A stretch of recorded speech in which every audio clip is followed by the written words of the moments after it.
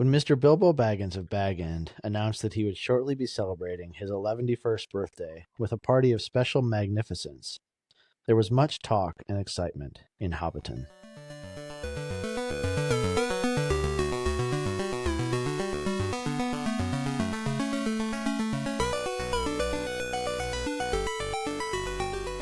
Welcome to the Wayward Wizards podcast.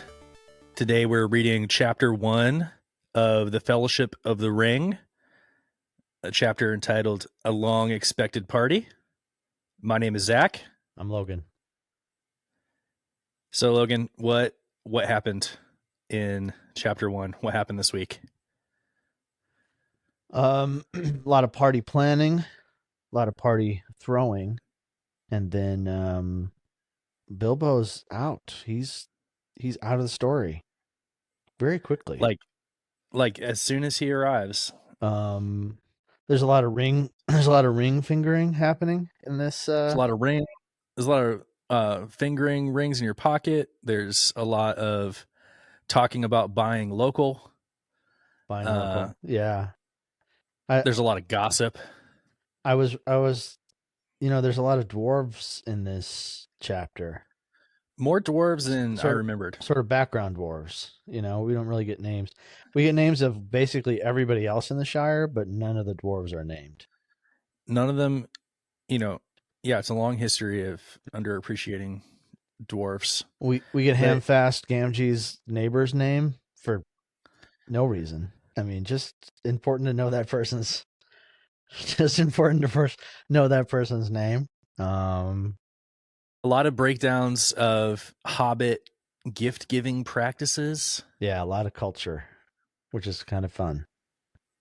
A lot of speculations about the nature of Frodo's parents' death.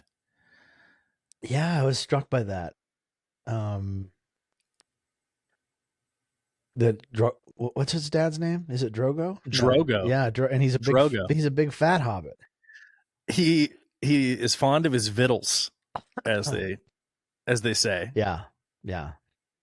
Fond of his victuals, he was. I think it's interesting. The first little section here, the way that my chapter is broken up, is that we have this description of Bilbo's perpetual youth. Yeah. And inexhaustible wealth. Seemingly inexhaustible, yes. And we're told it will have to be paid for. It isn't natural, and trouble will come of it. Yeah, and I think that we ultimately find out that's true. That the perpetual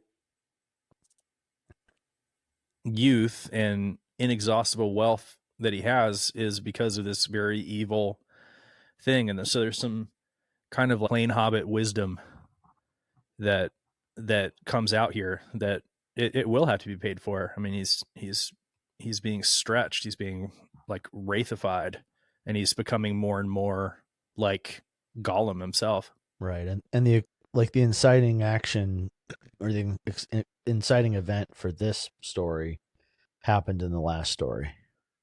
Yeah. So that might be a point to point out, is that, and this is often said about the Fellowship of the Ring, that the tone starts out in a very different space than the Lord of the Rings that we know and love as a whole. Yeah. When we think of the tone of Lord of the Rings, we think of this epic, grand, dangerous quest. But it starts out very light. We have the first a birthday party. Is about a birthday party.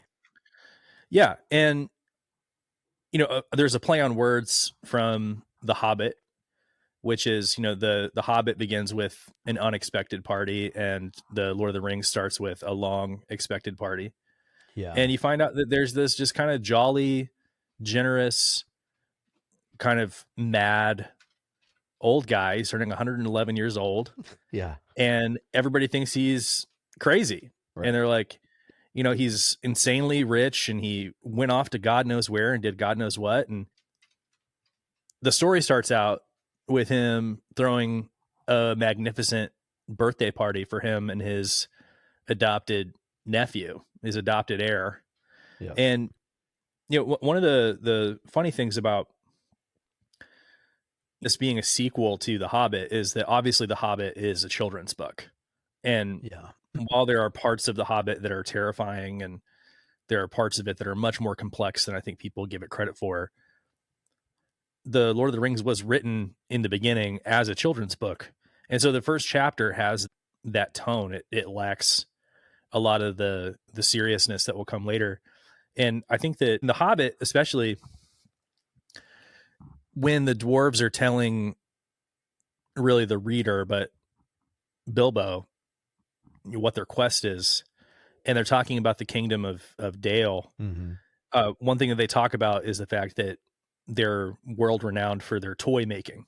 Yeah, that's interesting. And we get that here. He buys presents that are of real dwarf make, and he has them shipped over from They Dale. say Dale on And them.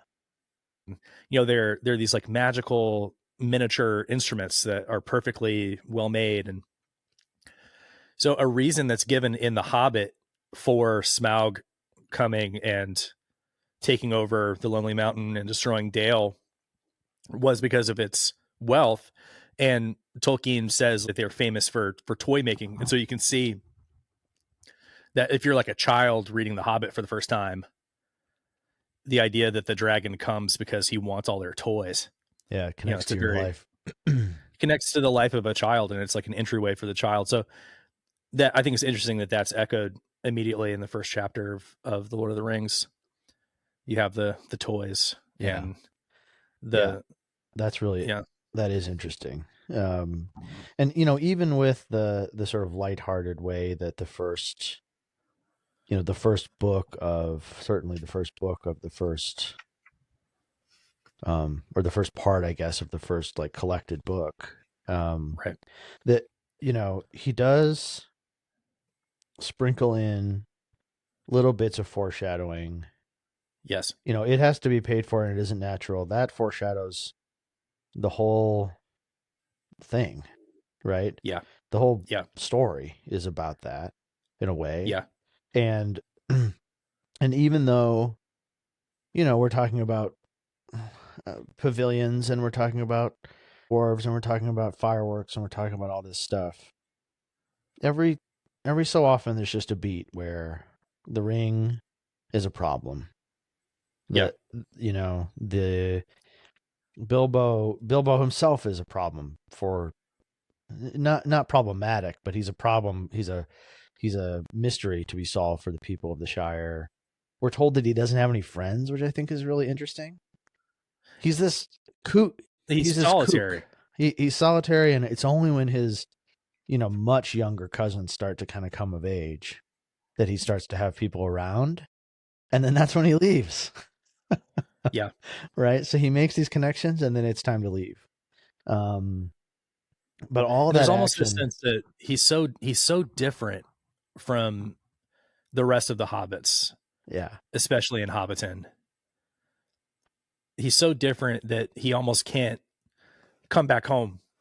Yeah. Again from his journey. And he was probably always a little odd, right? Like otherwise he never would have left. But and Gandalf maybe wouldn't have identified him as a person who was worth taking on this quest. But yeah, there is a sense that he can't come home again until he finds, he does find in Frodo kind of a kindred spirit, I think. And maybe that has something to do with Frodo's, the fact that Frodo is orphaned. Right. And so Frodo has some outsider status. Yeah, he's sort of on the edge of the inside, right? He loves the Shire, he loves his fellow hobbits, but there's something he's like, I could leave. And as much as Bilbo is convinced that Frodo still loves the Shire, Frodo would have left with him if he had, asked. So yeah, kind of a kooky old guy up in Bag End. Yeah, and he's so strange that people talk about him behind his back. He's a source of gossip. And so we get this kind of window into Hobbit culture in this pub called the Ivy Bush. And you got Hamfast, Gamgee, Sam's dad, and it says that he's holding an attentive audience. And he kind of puts in a word for him. He's like, they're all talking about how crazy he is. And he goes, a very nice, well-spoken, gentle hobbit is Mr. Bilbo, as I've always said. And he kind of makes a case for why Bilbo's a good, upstanding guy. There's the great line in there about how he's, very free with his money. He certainly doesn't have like this hoard of dragon gold that everybody is saying is in tunnels, and he's not miserly or anything like that. Yeah. No, he's not like dragon like himself. He's not sitting on a hoard of gold in Bag End. Right. And he talks about how his son Sam is really fond of him and Frodo, and he says like he even's teaching him his letters, meaning no trouble by it. Meaning no harm. Yeah. No, and you get kind of an insight into the class distinctions there, where it'd be strange for a hobbit of Sam's station to be literate. And so Gaffer warned Sam throughout the book, or throughout the first few chapters here, don't go getting yourself all mixed up with elves and wizards and all that. Right. You're more about cabbages and potatoes, like me. I know you like those stories, but know your place. Yeah, know your place. And I think it's even said that Hamfast is sort of the expert in the neighborhood on root vegetables. So it's not even cabbages, like a cabbage is like a flower, right? But he's an expert on stuff that grows under the ground. Like the most kind of, I don't know, basic types of vegetables. Literally grounded. Right? Like his job is in the ground, and it's not just on the ground, it's in the ground. And Handfast is like presented as old, but he's young compared to Bilbo, right? Yeah, he's like, I remember 60 years ago when I was just a lad, right? Bilbo coming back and he didn't have more than a couple chests.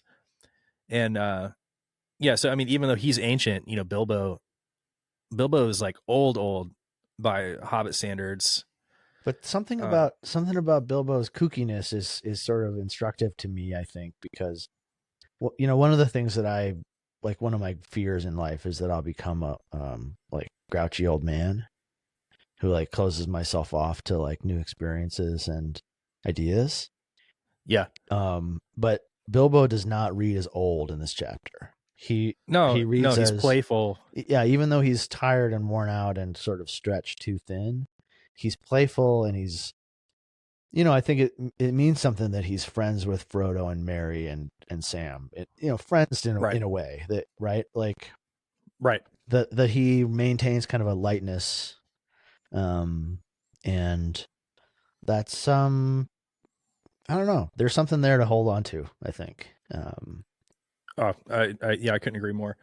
And you see a little bit later how he's just committed to a bit.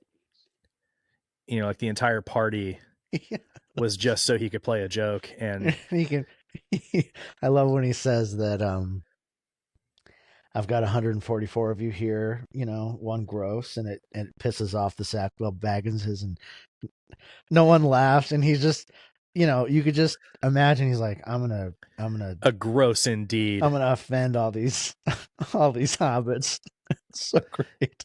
Or even, we're getting a little ahead of ourselves here, but even when he insists on saying proud foots instead of proud feet. Oh yeah, it's so good. When he's corrected by a member of that family and how to say it correctly, and he's like, he just repeats it. Proud foots. Yeah, he insisted. Yeah.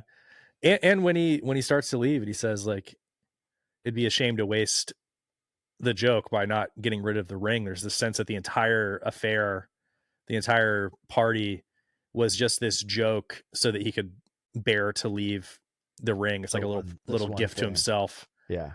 And but yeah, I mean, I think we get in this scene in the Ivy Bush, I think we get a really cool insight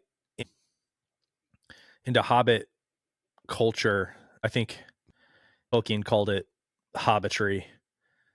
The way they talk to each other, the way that they the way that they think of outsiders. Yeah. They call them outlandish, and even people who are still in the Shire but live on the wrong side of the water. Yeah. Right. They're like, oh, those weirdos over there Yeah. riding boats.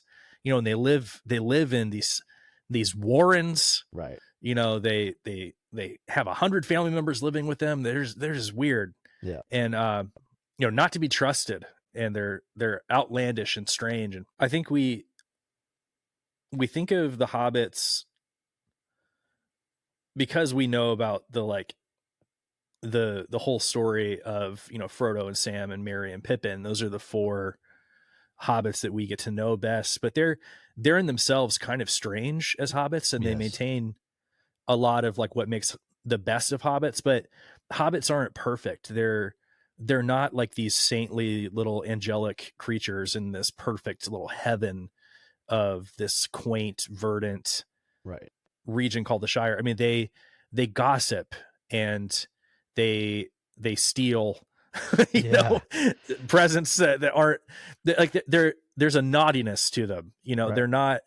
They're not these like perfect saintly creatures. They have character flaws, and I think when we see the gossiping about Bilbo, and kind of speculations about ill-gotten treasure, you know there's a distrust of people who are different, and but there's also like these social rules, like when Sandyman suggests that Drogo pulled his wife in, or that was it that he pushed his wife in and she pulled him after. I can't remember. Let's see if we can find it here. Grounded. Oh, here it is right here. It says, and I heard she pushed him in and he pulled her in after him. That's right. Said Sandyman, the Hobbiton miller. That's pretty dark. I mean, but Gaffer is like, whoa, Sandyman. And Sandyman is kind of a jerk. But slow your roll. He's like, you shouldn't listen to all you hear, Sandyman. Said the Gaffer, who didn't much like the miller. There isn't no call to go talking of pushing and pulling. Boats are quite tricky enough for those who sit still without looking further for the cause of trouble. Yeah. So there's this sense that to say that a hobbit would murder another hobbit is like a bridge too far. It's not outside of the realm of possibility. I mean, it's not polite to suggest that, but I think it is. I mean, there's a way in which I think, especially in some of the adaptations that you see, that like the Shire is like some kind of Eden, where nothing bad ever happened. And it's like, I mean, the Shire is protected by forces outside that make life pretty ideal, because there's not any kind of invading, force from outside, and there's plenty, right? Like, right. And so there's not a lot of anxiety around that, but it's not as though, like you're saying, I think naughty is the right word for it, because it's a childlike mischief in a way. Mischievous. It's mischievous. It's sort of impolite, but like no one's really getting hurt necessarily. Right. But the fact that somebody like Sandyman, who's kind of, an asshole, he will push it to that level where it's like, well, I heard they murdered each other, Right. And that's like impolite. But that tendency is still there. They like to gossip as much as you and I do. It's not unimaginable that something really terrible would happen like that, Right.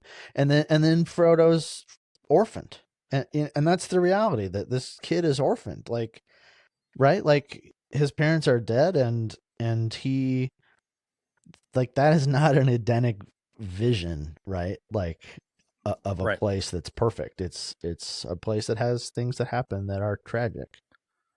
Yeah, and there's this long history in literature, but even in like modern storytelling, like superheroes, how many superheroes are orphans? Spider-Man, Batman, Superman. Yep. There's this idea that a child who endures tragedy unimaginable, like the worst thing that can happen to a child, Yeah. is the one who will kind of take up the mantle of the hero. Right. Certainly, I mean, it's certainly in most Disney movies, right? Like, Yeah, especially ones from absolutely. when we were kids. Like, they all, they all, Everyone's an orphan. everyone's an orphan, or even newer movies like Finding Nemo. Like, Mom, where's Yeah. Mom, right?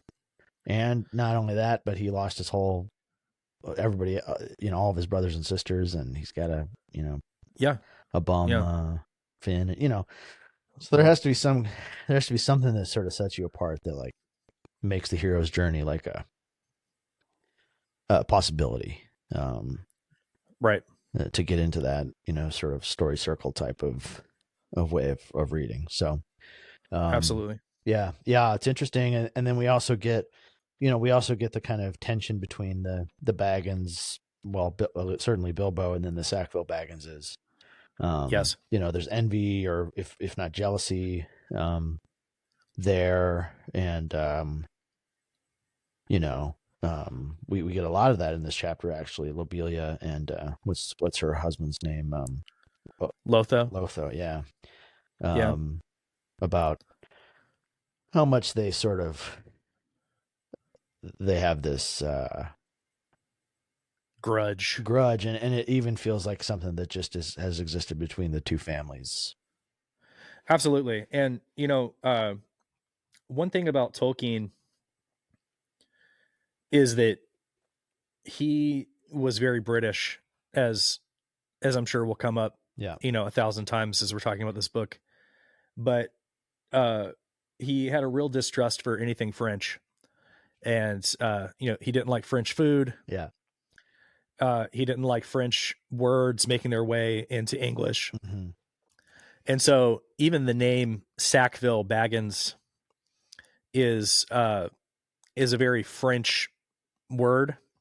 It's a very French name. And the kind of like home that the story starts in is, what we all know and love from having read the books and seen the movie, the Hobbit hole, Bag End. Right. Bag End is an English phrase, an English language word for a house at the end of a road. Right. And in American English, we call that a cul-de-sac. Right. Which literally means the end of a bag. Oh, and sack. So yeah, right. Sack, the end of a bag end. And so the Sackville Bagginses, Ville is like a French, French word for like a word town.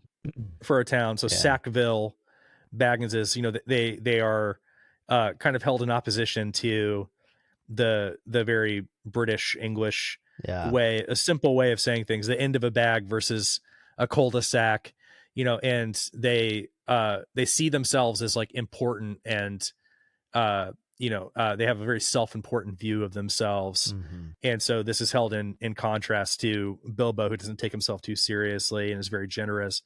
And I think we all have examples of people using like kind of French words to sound fancy.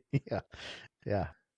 There's a certain je ne sais quoi about people who use French to sound fancy. And so that's like a little inside joke that Tolkien is employing there. Yeah. Bilbo's stuffy French cousins, yeah, exactly. Self-important, and it's funny that they have the same, it's almost like they have the same last name twice, like Sackville Baggins, like, like Baggins. Yeah. The bags, Yeah. Like, why say your name twice when you could just say it once? It's sort of very English to sort of, have that kind of reservation about yourself or your importance. Snobby, self-important people. But snobby, self-important people like are going to say their name twice, in two different ways, and have one of them be French. And one of them's French because it gives you some kind of air of whatever, extra respectability or something like that. So I mean, hobbits, not angels, not saints. Right. They're people just like us, simple people, though the place they live is very safe. It's a place where the idea that somebody would be murdered in their borders is kind of a unexpected, outcome, something that would be seen as rude to even suggest. And I think, and we'll get to this in like several years, but in the Scouring of the Shire, Frodo even says no Hobbit has ever killed another Hobbit on purpose. Yeah, that's In the right. Shire. And that's like, yeah, that's like the end of the story, right? I mean, That's like basically. a audacious claim. There's never been a murder. So I think that's Fascinating. why Yeah. Sandyman suggesting that Frodo's parents, killed each other on a boat is like a faux pas. Yeah, he's had a few too many drinks at the Ivy Bush at this point, and he's just a jerk. Like he's just he's a miller. He's a miller. yeah. And I want you. You've mentioned that to me before. I want you to talk about that idea. I'm particularly interested because I have in-laws who are millers, so I'd like them to hear. Yeah, I'd like them to hear what their name means. Yeah, and I really owe this insight to Corey Olson from Mythgard Academy, The great Corey Olson. Yeah. Tolkien professor himself. He pointed out that in English literature from time immemorial, millers are untrustworthy. They're, kind of, seedy characters who are the foils of a lot of stories. They're the villains of a lot of stories. And this goes back to the fact that millers were responsible for the flow of usable grain in villages. And so they would receive wheat from farmers. They would mill the wheat, they'd grind it down so that it could be baked into bread. But everybody needed to have that service done because nobody would have big, heavy stone mill. And so they were this like industrial center of a shire, Right. A town, and they controlled the price. And so if you brought your wheat to them and you didn't like the price, tough. You needed your flour to be ground in order to turn it into something that you could eat. And so this is another little inside joke that kind of finds its way into the beginning of the story here, that, and it seems like Hamfast and Sandyman have this conflict. There's this kind of tension between the two of them that, they're still sitting down and drinking together, but you can tell they don't like each other. Yeah. Very much. And that will kind of echo into the next generation between Sam and Sandyman's son, who ends up being kind of this villain in the industrialization of the Shire. So yeah, it seems like he's kind of like primed to be influenced by Saruman later. And you kind of see the beginnings of that here. And it's a very early insight into some of kind of Tolkien's conservatism, Yes. His, and I think the tension between, the idea of like a garden or a gardener, a farmer, and then, as you said, this sort of industrial choke point where, the political economy has been set up in such a way that there's a person or a family who is controlling the sort of, well, I don't want to say means of production.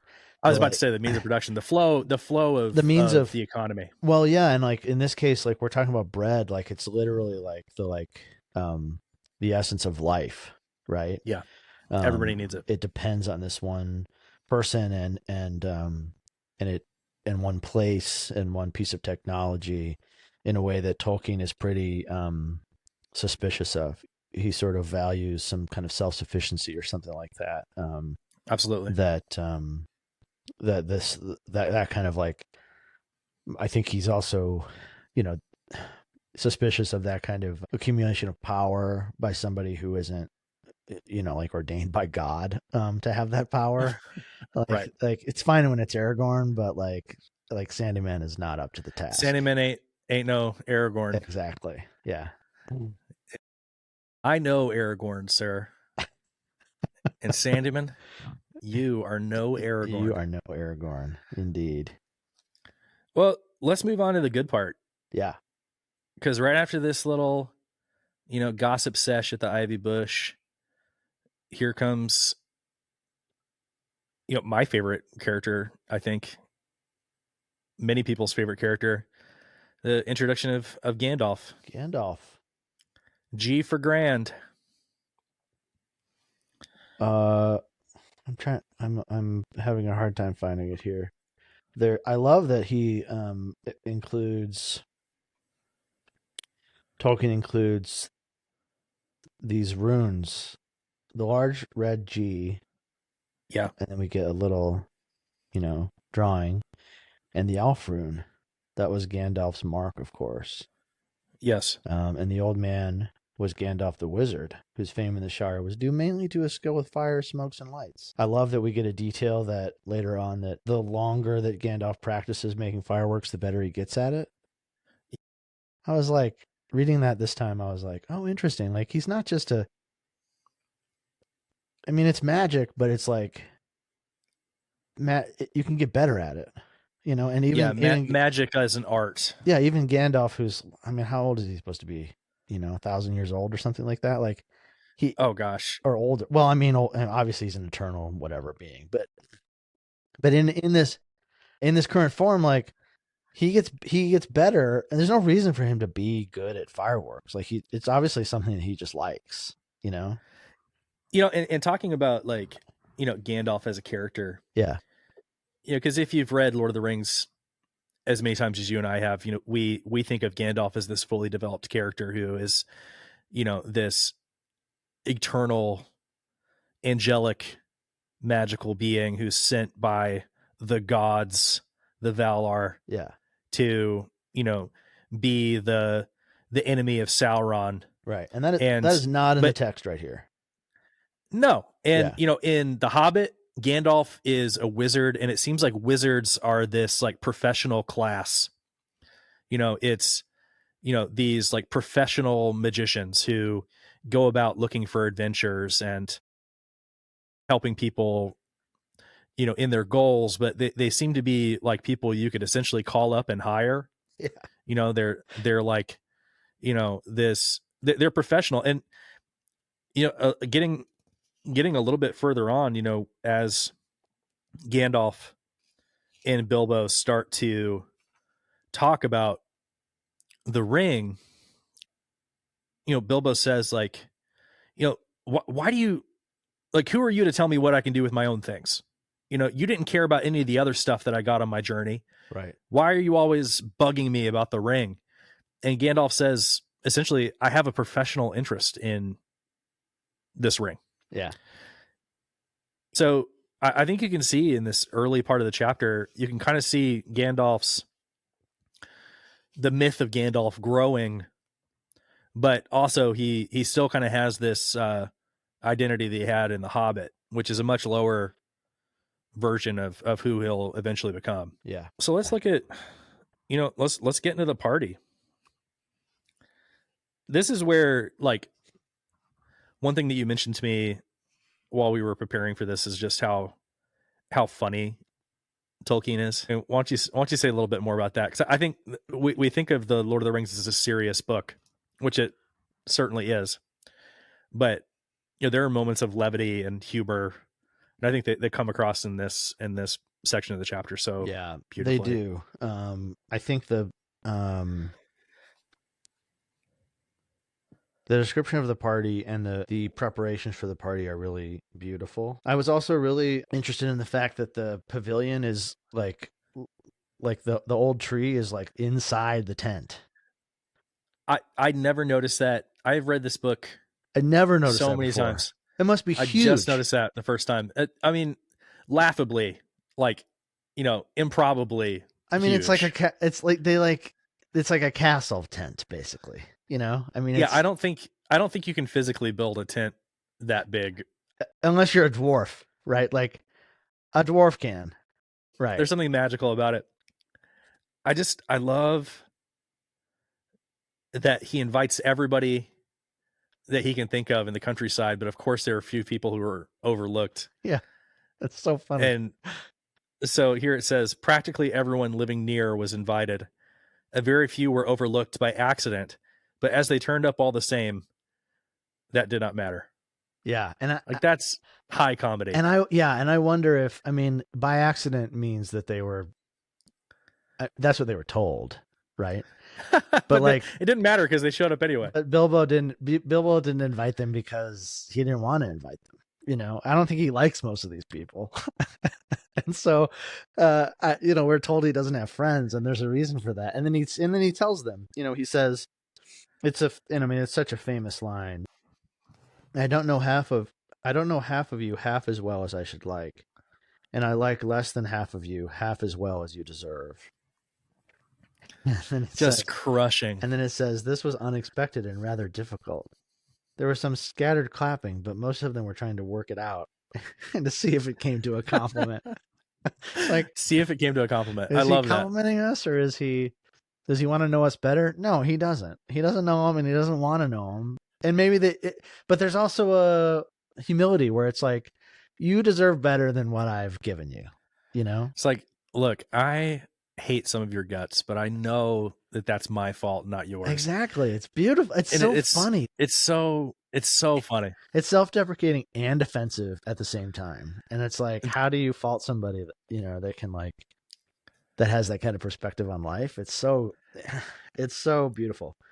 You're so right. And like his perspective that he got from his journey, he is different than everybody. Yeah. There's that tension. Like when he's starting a speech, it says that, they were all essentially like drunk enough that they were ready to endure the speech. Yeah. Cause he's known for giving sort of speeches that drone on and that are full of poetry and little bits of what he calls poetry. Yeah. And then God, now he's going to start talking about, the dragon and his, journey with the Here we go again. It's like, and nobody really believes it. Right. Like, no. And there's a point when he hits a pause in his speech after he's given them a compliment, and it says that everyone bursts into applause, and then everyone assumes that he's done. So some of the young hobbits get some instruments and start playing a song and dancing on the tables, and he has to get a horn and toot it 3 times and be like, oh yeah, actually I have a few more things to say. This section, it's a joke a minute. Like, it reminds me of like a show like what's that Tina Fey show? 30 Rock, where it's just like joke, so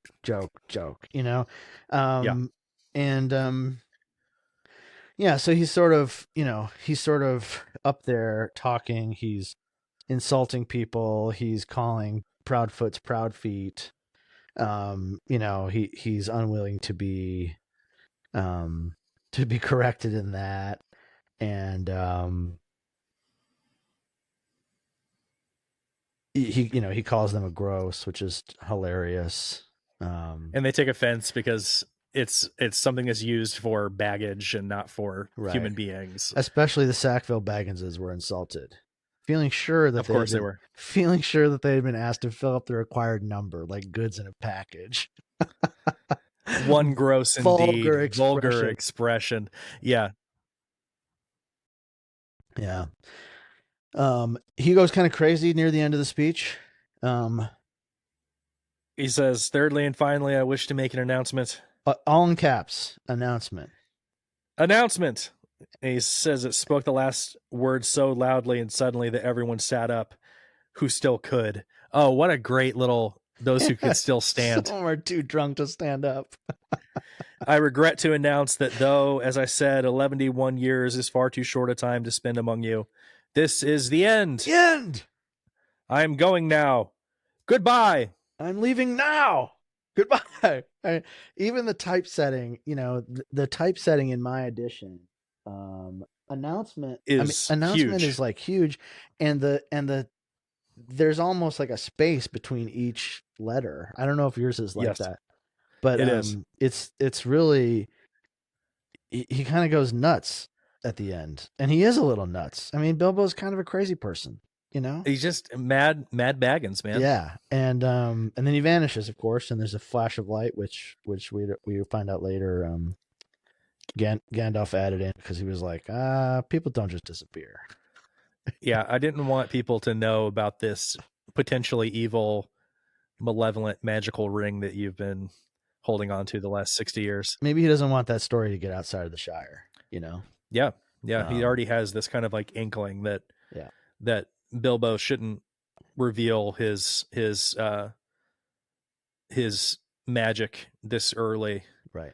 But then they say, yes, there's something fishy in this, my dear. I believe that Mad Baggins is off again, silly old fool. But why worry? He hasn't taken the victuals with him. That's You know, their and victuals, always their orientation is toward. if we haven't said earlier, you know, victuals is like this kind of like old word for food and drink. Vittles is a great word. I'm gonna start using that, I think, in my life. Let's go get some vittles. You know, so of course we get this kind of like final exchange between Gandalf and Bilbo. They're kind of parting words, and It gets intense. it gets very intense. And this is something that uh you know, I don't think I really fully appreciated. Maybe it's because I have the image from the movie in my head when I'm reading this, but you know, Gandalf, he says essentially, you know, I hope that everything's going according to plan. Right. You know, and I hope that you'll The whole plan. the whole plan, Yeah. you know, which means leaving the ring behind. And Bilbo kind of shrugs it off. He's like, yes, yes, yes. You know, I have it in an envelope in the mantelpiece, but then he realizes, no, actually, I have it here in my It's pocket. in my pocket. And then his tone shifts, and he gets angry with Gandalf, and he's like, you know, why are you bothering me about this? It's mine. And then he calls it my precious. Yeah, and you're like, oh, You know, that's that first signal. It's like, oh, something is off about this ring. You know, it has an unnatural hold on him. And Gandalf says, you know, it's been called that before. does he say by Gollum? Let me check the text, because I know he does in the movie, and I don't want to. Oh no, Bilbo actually says that. So the wizard's face remained grave and attentive, and only a flicker in his deep eyes showed that he was startled and indeed alarmed. It has been called that before, he said, but not by you. But I say Yeah. it now, and why not? Even if Gollum said the same once, it's not his now, but mine, and I shall keep it, I say. He says, you will be a fool if you do. Yeah, he stands up, spoke sternly. You'll be a fool if you do, Bilbo. I like that he says. This is another piece that's sort of funny, where he says, Gandalf says, the only reason I could see for this party in the first place was to get rid of the ring. Like the whole Yes. thing is kind of foolishness, right? And like, Yeah. Gandalf is willing to entertain it because he knows, or is hoping, that the end is that Bilbo gives the ring up. Exactly. But the whole rigmarole, all the party, the giving, you know, I'm sure Gandalf had to do some I think, had to do some coordination. Like, I mean, how many dwarves does Bilbo really know near the Shire, right? I know that he goes off on walks and stuff like that, but like, you kind of imagine, I think you can imagine Gandalf sort of being like, okay, like, yeah, I'll get some dwarves, you know, to come all the way from Dale with all this stuff, literally just so we can get this ring out of your pocket. This journey that was basically an entire book. Yeah. In Hobbit. And now he's sitting here. Dale. Now he's sitting here in Bag End, and Bilbo's like, well, I'm going to keep it. And Gandalf's like, the fuck you are. Yeah. Put that shit on the mantelpiece. You know, he's like, he's essentially like begging him. He's like, hey, like, this thing clearly has a hold on you. Yeah. Like, he even says, like, let it go, and then you can go yourself and be free. Yes. Like, he recognizes, he sees like Bilbo's turn into obsession and being possessed by the ring. Yeah. And it gets to the point where, and this is something that, you know, like I said earlier, it's hard not to separate the vision of the movie from the scene. And in the movie, Bilbo says, you want it for yourself. And he kind of like puts up his hands in kind of like a boxing stance. He's like, you know, like kind of like a why I oughta, you know, and it shows him kind of like step towards Gandalf. And that's in the movie where Gandalf gets larger. Yeah. And he says, Bilbo Baggins, and he gets larger and the room goes dark. In the book, it says, I won't give my precious away. I tell you. He says, well, if you want my ring yourself, say so, but you won't get it. I won't give my precious away, I tell you. Then he puts his His hand on hand his. strayed to the Yes. hilt of his small sword. So he's about to pull a sword on Gandalf to protect the ring. And so that's so extreme. These are people who have known each other for Bilbo's entire life. Over 50 years. 60 years since the quest. Yeah. Yeah. The entire year long of the quest. But in The Hobbit, it says that Bilbo he knew and him his before. family Yeah. knew him his entire life. Right. And that's so right. this is his oldest, dearest friend, his like trusted advisor, and he's about to pull a sword on him because he's so obsessed with the ring. And that darkness, I think, is something that we have to reckon with. Like Bilbo is willing to kill to keep the ring. And that's when Gandalf says, I'm not a thief. I'm not trying to rob you. I'm trying to help you. Well, and I want to go back real quick here too and say, it'll be, first of all, he says it will be my turn to get angry soon. I think he is getting angry. Says his eyes flash, and then you'll see Gandalf the Grey uncloaked. He takes a step toward the Hobbit. In the movie, right, like the light sort of goes off and like darkness gathers around Gandalf. That's Right. not exactly what happens here. It says that he takes a step toward the Hobbit, and he seemed to grow tall and menacing. I think his shadow filled up the little room. I think he steps in front of the fire, and from Bilbo's perspective, suddenly it's dark. This, he's like the size of a child, right? As a Hobbit. Right. And this fully grown person sort of steps out of this visage that he has as an old man, like a wizened old man, like literally wizened, right? He's a wizard. Right. But that, I think that the movie invades our sense of imagination, because I think, though there may be something magical going on here, I always want to say, and I think I'll probably say this 100 times, as we're reading through this book, everything that happens that's magical has an explanation which is more grounded than what we expect from a fantasy novel. Like, yes, this is high fantasy, but it breaks all the conventions of high fantasy that follow the book. Like the expectations that we have of high fantasy is this sort of like hackneyed thing that, like, is all based on Tolkien. It's like, no, not really. Like, they're interpretations that are not necessarily grounded in what we're actually reading on the page. Right. And so there's something about him standing up, which is going to be threatening if you're the size of a child, and then to take a step forward into the room in front of the fire. We know that there's a mantelpiece there, or in front of whatever, kind of limited candlelight is in there. The room is going to get dark when somebody that large stands up in a little house meant for a hobbit. And that's such a great point. And so I just want to like live in the kind of like simplicity of that in a way as I'm reading the book, because I think that it's very easy to, imagine special effects happening. I don't think that's what's going on. I think it's still this like simple interplay between these two people.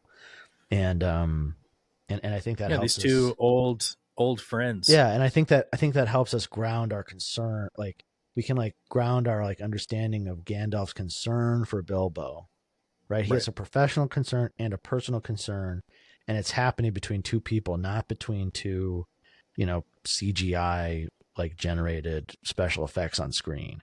That's such a great. Anyway, I want to keep kind of coming back to that, because I think it's important to reimagine this as we are reading through it. Absolutely. And it seems like Gandalf kind of shakes Bilbo out of it, like spiritually, not physically. Yeah, absolutely. But he says, like, go away and leave it behind. Stop possessing it. Give it to Frodo and I will look after him.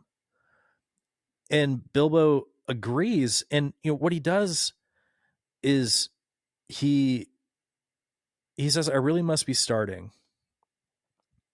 And he grabs his bag and he starts walking out the door. And Gandalf says, hey, Bilbo.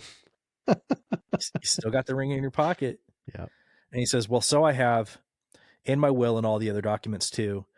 You had better take it and deliver it for me. That would be safest. And Gandalf says, no, don't give the ring to me. Put it on the mantelpiece. It will be safe enough there till Frodo comes. I shall wait for him. And I think there's this misconception that's as easy to fall into, where you might think of the ring as this like radioactive evil thing that if you touch it, you immediately become possessed by it. Right. But Gandalf does handle the ring several times through the story. And I think in the next chapter, we'll see that he does touch it. It's not something that he can't touch, but it is something that's dangerous to be given. Yeah. Yeah. Like what he's avoiding is not touching the ring. In fact, he, in a minute, he stoops down and picks it up, right, and puts it on the mantelpiece. It's not that he can't touch it; it's that he can't be given it. And I think we'll see this idea of claiming the ring or being given the ring is itself what's dangerous. It's not touching it; it's being offered it. Right. And Gandalf, echoing like what will happen later with Galadriel, when he's offered the ring, he denies being given it. And I think you can see, like, maybe the danger is that if Bilbo says, hey, why don't you take this for me? Mm-hmm. Then what might happen, the temptation would be for him to say, oh, it is mine. In fact, Bilbo gave it to me. Right. And it seems like that's what he's avoiding. That's something that's really subtle, but I think is important. One of the most common things about Lord of the Rings, and people listening to this might have a similar experience. The first few times that I read this book, and maybe, you and I have read it together now once before we even started this podcast. Mm-hmm. But one of the questions that I always kind of come back to is, what exactly does the ring do? Yeah. It's a really good question. Like, what is the ring exactly? Like, what is its power? It makes you invisible, but it also has this corrupting effect. And, one of the most common questions that I get from people about Lord of the Rings is like, what exactly, and how hilarious is it that we have a book called The Lord of the Rings? And nobody knows what it actually does. Where the ring is the central part, and it's still like, after, how long is the single, 1025 some odd pages. Yeah. People can get to the very end of the book and still be like, okay, so how does that work? Yeah. What exactly? Right. And I think if this was a modern book, that the magic of the ring would be spelled out like Dungeons and Dragons style. Yeah, it would be, you get a magical system like explaining, exactly how this works. Almost like mathematically, logically, this is exactly how it works. But Tolkien really never gives us that. Yeah, I think that's part of what makes it so special. I think so too, that there's a lot of questions and mystery and gaps, there. But they're like intentional gaps, it's not a mistake. He didn't forget to explain how the ring works.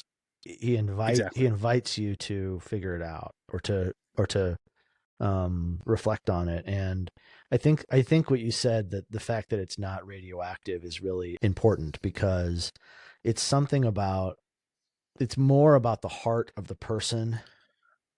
Yes. And their sort of the way that they existentially understand themselves in relation to the ring, and like the promise that the ring gives.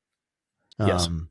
It's not the fact that you touch it or move it from one place to another, or grab it out of the fire as he does later. But it's like, he can very easily pick it up off the ground, even though it's in an envelope, pick it up off the ground, put it on the mantelpiece. Gandalf is not tempted in that moment, or at least we don't hear that he's tempted.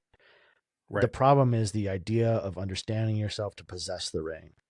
And whether you actually possess it or not, that will work on your heart, which we see with, again, we're getting ahead of ourselves, but we see that with Boromir later.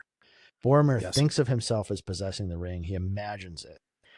And and desires it, and it's the imagination and the desire and the understanding of myself is possessing it, which starts to work on that. And we even see that in this chapter with Frodo, Yes. that he has a ring fingering moment Yeah. as well, you know. And it's because he possesses it. It's because it's in his Yes. pocket. It's because he thinks of it as his. Yes. Gandalf never thinks of the ring as his. No. And even though he must have had some, I think you have to imagine that Gandalf had some kind of like moment of, you know, the same kind of moment that Galadriel has or gets past. But in this moment, it's not a issue. But the issue to be handed it and be like, here, it's yours. You keep it. Like Gandalf's like, no. Yeah. Don't say you take it to me, because Yeah. that's the thing that's actually dangerous. That is deadly. But that doesn't happen in a magical way. I think it happens in the heart of the person. Which again is why I think it's important to understand Gandalf as Gandalf standing up, Gandalf moving toward Bilbo, Gandalf getting angry, as not mystical. It's just human, you know? It's almost like he's talking to Bilbo the way that someone might talk to a loved one or a family member Logan, who. put down your phone. Well, I was going to take it even further. I know you were, but this is personal for me. Put down your fucking phone. Like, why are you worried about where it is? And I think you know exactly where I was going to take it. Of like, can you please like stop being possessed by alcohol, or can you please stop being possessed by heroin, or can you please stop being possessed by, you know, like enter a vice or an addictive thing here, right? Where, you know, Bilbo, like the way that Bilbo talks, I think you and I have seen personally so many people who are addicted to drugs, like that almost cliche phrase of like, you know, I could quit anytime I want. Right. I just don't want to. Yep. You know, and it's like, can you? Yeah. Like, do you possess it or does it possess you? I think that's the kind of level of like of power that this ring has over Bilbo. Right. So much so that like even, you know, when he says that he's going to give it up, he drops it on the floor. Says Bilbo took out the envelope, but just as he was about to set it by the clock, his hand jerked back and the packet fell to the floor. Before he could pick it up, the wizard stooped and seized it and set it in its place. A spasm of anger passed swiftly over the hobbit's face again. Suddenly it gave way to a look of relief and a laugh. You know, that's the moment that it breaks. You know, Gandalf very subtly intervenes. Yeah. And, you know, touches it, picks it up, right, puts it where Bilbo was going to place it. And that's the moment that just breaks in, you know, Bilbo suddenly himself again. And that's when he leaves. Yeah. Relief is really relief and laughter. Wow. Right. That's a freedom. I mean, there's a joy, something about joy counteracts the power of the ring. Well, that's that, he said. Now I'm off. And he's going to do the thing that he wants to do. He's going into, you know, a journey toward the mountains, toward the elves, toward the country that he loves. And he's free. And he uses a lot of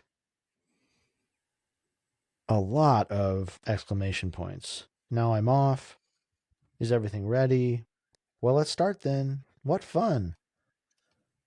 Dwarves, you know, every sentence has a exclamation point after he finally gives up the ring.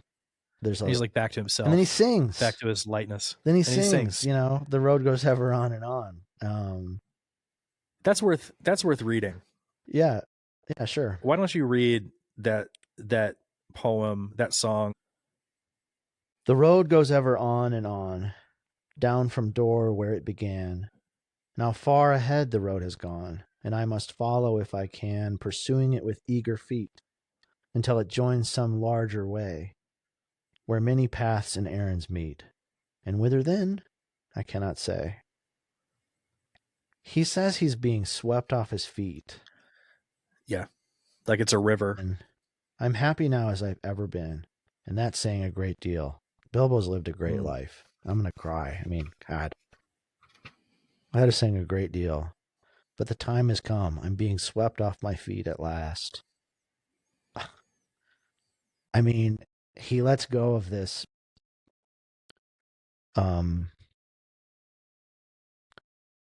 terrible burden. Yeah. And for some reason he's weird enough that possessing the ring all these years hasn't, he's like just made a different stuff. Bilbo is. Anybody else it would have ruined them. And we get this insight into like how it almost did, like he was on the brink of becoming Gollum himself. Absolutely. Even adopting the same language and the same violence. Yeah. Something about the care that Gandalf has for him and his intervening allows him to finally put it down. And then suddenly he's swept off his feet. I'm like, what? I'm swept off my feet. I am being swept off my feet at last. Yeah. He's like entering a stream or a flow or a power beyond himself that is so much bigger than what the ring is. Yeah. And then he sings. And like anytime somebody starts to like, sing, he sang softly as if to himself, softly in the dark. He sings a song to himself. I mean, it's like a moment of praise for his like divine whatever. I mean, deliverance. And you're like, it's so beautiful. And Gandalf just sits there and witnesses it. He just bears witness to this like beautiful moment. And then Gandalf says goodbye until our next meeting. And then he went back inside. And that's the lot. You don't see him again for like, I don't know, 150 pages or something like that. For the rest of book one. Yeah. We don't see him again until like the second half of Rivendell. Yeah. And so that's a beautiful moment. And then we get Frodo. Frodo comes in. Stage left. Frodo comes in. And the rest, there's only about 5 pages left in the chapter. Yeah. The rest of it is just kind of buttoning up the aftermath of the story. Yeah. He's got to like deal with all the kind of like loose ends and giving away gifts and, things that he's got to help Bilbo make fun of everybody with all these notes. Here's the spoons. Here's the spoons that you like. Here's the rest of the spoons that you stole from me 60 years ago. And like some of these things it's all pretty lighthearted. He gives an umbrella to Adelard who's like stolen many unlabeled ones, and a waste paper basket to somebody to Dora Baggins, who gives a lot of advice. Wrote too many letters. Good advice. So great. The tip top though has to be giving the young Hobbit girl a mirror. Yeah. Because she spends too much time looking at herself in the mirror and, thinks of herself as her face being shapely. Right. Just, peak British humor. So good. Just so good. Oh, also they hire gardeners to come and cart away the people who are too drunk to leave by themselves the next morning. Yeah. In wheelbarrows. It's so good. There was one piece that I wanted to mention that I thought was so funny. The final burn against Frodo by Lobelia. Yeah, Lobelia. That Mary's saying like he's indisposed. He's resting, and they just won't take no for an answer. And then at the end, Frodo is finally getting her out the door, and she turns around and says, "You'll live to regret it, young fellow. Why didn't you go too? You don't belong here. You're no Baggins. You're a Brandybuck." And he says, "Did you hear that, Mary? That was an insult, if you like," said Frodo as he shut the door. "It was a compliment," said Mary Brandybuck. And so, of course, not true. Hilarious. So funny. So of course, So not funny. true. It's like she couldn't give a compliment if she tried. Oh, I love it. But she, she has her redemption moment in the story too. We got years before we talk about that, but there is something Baggins-ish about her in the end. So, and then it ends with Gandalf saying goodbye to Frodo and giving him one final warning not to dare use the ring. yeah. How many stories end with so many goodbyes, but I think that's a pretty classic it's a pretty classic storytelling convention, right? That we're leaving some piece of our life behind and entering into this narrative. I love that he does it all within a chapter. We say goodbye to Bilbo, we say goodbye to Gandalf, and then the story becomes Frodo's. Yeah. And then Frodo takes a little longer, 17 years or so for Frodo to finally get out of the Shire, but and we'll talk about that next week. next chapter. Right. Yeah, the almost glacial pace with which it takes for the actual story to begin. Yeah, it slows down a little bit. But Gandalf warns him. He says, "Don't use it. It may have other powers than just making you vanish when you wish to." Yeah. And he says, "Look for me when you least expect it." Right. Look out for me, especially at unlikely times. He says that a couple times. That's so funny too. Yes. I mean, what a weird old guy. Yeah, because you can't expect someone when you don't expect them, or else you would be expecting them. It's such a great play on words. I think Frodo's probably just like, okay, I don't know exactly what that means, but it's fine. He knows Gandalf pretty well too, I guess. So good old Gandalf. Yeah. And then he leaves. And he vanishes into the twilight, and Frodo did not see him again for a long time. That's great. But we will, indeed, next week. We will tackle Chapter 2, The Shadow of the Past. Kind of a change in tone from our long expected party, and then now we've got a shadow coming. That's right. All the levity is it doesn't last. Well, that was a fun chapter to read with you, man. Yeah, man, and totally. I think one of my favorites of the book starts out really strong. It does. And yeah, next week we come to the changing of the tone. Well, thank you for reading along with us this week. If you want to help us out, share this podcast with a Lord of the Rings fan in your life. Follow us on Spotify, Apple Podcasts, and YouTube, and visit waywardwizards.com for more info. May the hair on your toes never fall out. We'll see you next week.